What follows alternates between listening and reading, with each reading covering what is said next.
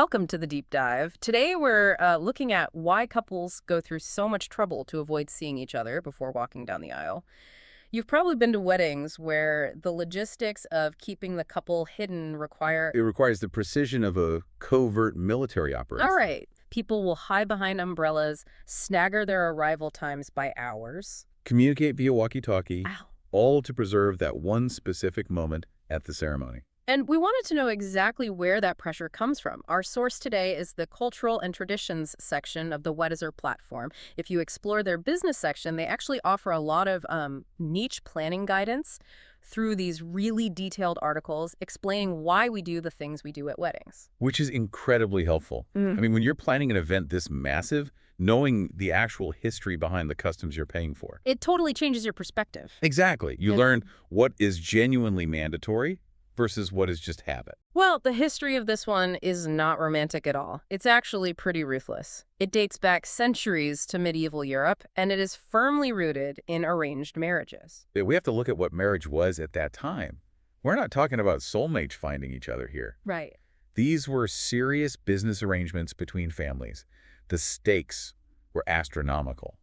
We are talking about the permanent transfer of land, enormous wealth, dowries. And securing critical political alliances. Exactly. So imagine two rival families trying to merge their estates, and the entire treaty hinges on this one ceremony. Right, so because the stakes were so high, families literally kept the couple apart before the ceremony.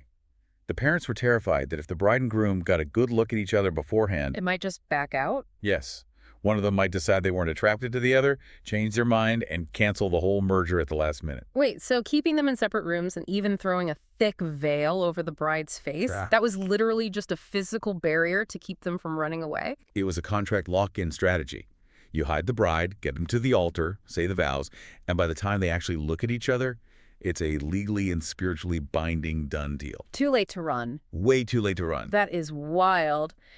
But that practical fear of losing a lucrative dowry eventually morphed into a broader superstition, didn't it? Like about bad luck. It did, yeah. Over the generations, as marriages slowly became more about love and personal choice, that intense anxiety of a runaway groom faded. But the behavior stuck. Just transformed. Right. It turned into a vague, widespread superstition that seeing each other before the ceremony dooms the marriage. Obviously, most of us aren't signing medieval land treaties at the altar anymore, but this tradition is still absolutely everywhere. Couples today keep it alive not out of fear of a canceled contract, but for the emotional payoff. The waiting creates a very real, very intense anticipation. It plays into family generational customs and builds up to that dramatic, tear-jerking reveal at the altar. That photographers and parents absolutely love. Oh, totally. But there is a huge modern shift happening, which the Weddizer articles cover in detail. And that's the first look trend. This is where couples intentionally break the superstition to share a private, intimate moment away from the crowd before the ceremony even begins. It's a fundamental change in how the day is structured. Yeah. When you think about it, your wedding day is usually incredibly hectic. Right. A first look lets a couple actually see each other and breathe for a minute. Before performing in front of 100 people. Exactly. Beyond just taking a breath, there are major practical perks. It significantly reduces pre-ceremony nerves, smooths out the timeline, and frees up a massive chunk of time for wedding photos before the guests even arrive. So you actually get to attend your own cocktail hour. Right. And if we step outside the Western bubble, avoiding each other all day is quite unusual anyway. In many cultures around the world, couples spend the entire wedding day together. Their traditions focus heavily on joint symbolic rituals and family integration right from the morning, rather than isolation. For American couples who want the best of both worlds, that suspense, but also a chance to connect and calm their nerves, a popular blended approach is exchanging heartfelt letters. Or gifts.